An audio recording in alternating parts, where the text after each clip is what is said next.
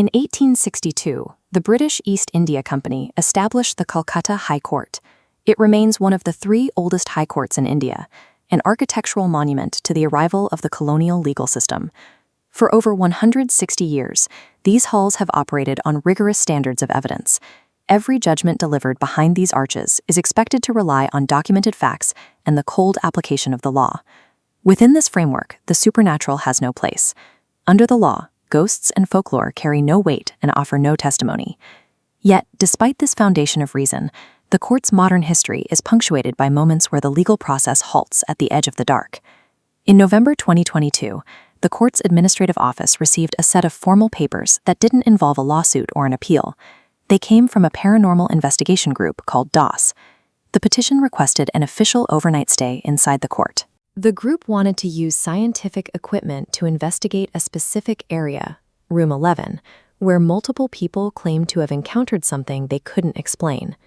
That same year, the lore of Room 11 surfaced during a high-stakes hearing presided over by Justice Abhijit Ganguly. The case involved the livelihoods of hundreds of teachers who had been fighting for their jobs. Because the arguments were extensive, the judge proposed extending the hearing until 7 p.m. to speed up the case. The suggestion was met with immediate, visible hesitation from the lawyers in the room. When they reminded him of the stories surrounding Room 11 after sunset, the judge paused. He didn't dismiss the concerns. Instead, he acknowledged on the record that the local accounts are not false and moved the hearing to an earlier slot. This creates a unique legal contradiction. An institution that demands physical proof for every claim is, in practice, making scheduling adjustments based on a fear it cannot officially prove. The accounts consistently center on Room 11 and its adjacent spiral staircase. During the day, it is a thoroughfare for clerks and lawyers, but after dusk, it becomes a place of shared anxiety. One frequently cited account comes from a police officer on security detail for a judge. While walking near that staircase, he reported being violently shoved from behind, sending him tumbling down the stairs. He described seeing a woman in a sari with heavy silver anklets, but when he looked toward her shoulders, he saw nothing. The figure, he claimed, had no head. There are other witnesses.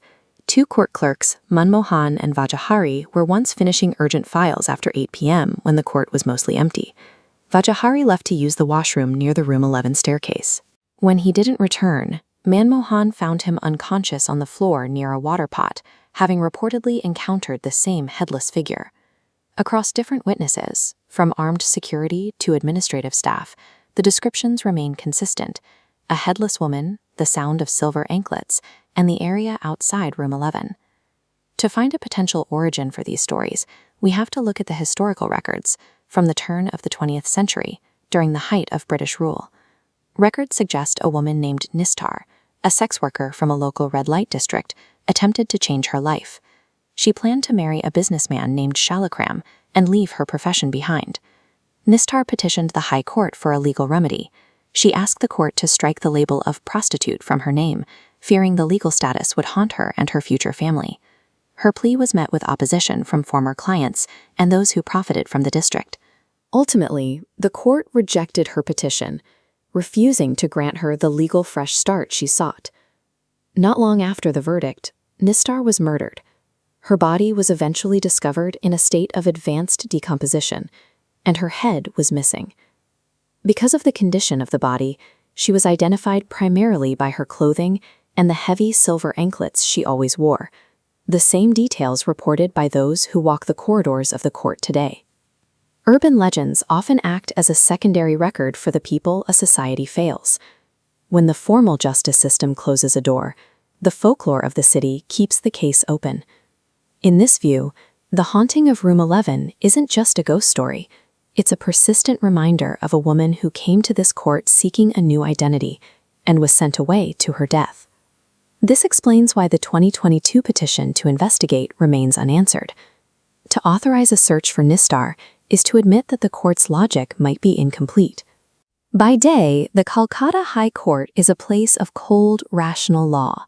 But the moment the clock strikes 5, the building is left to its memories and to the unresolved demand for justice that some believe still walks its halls.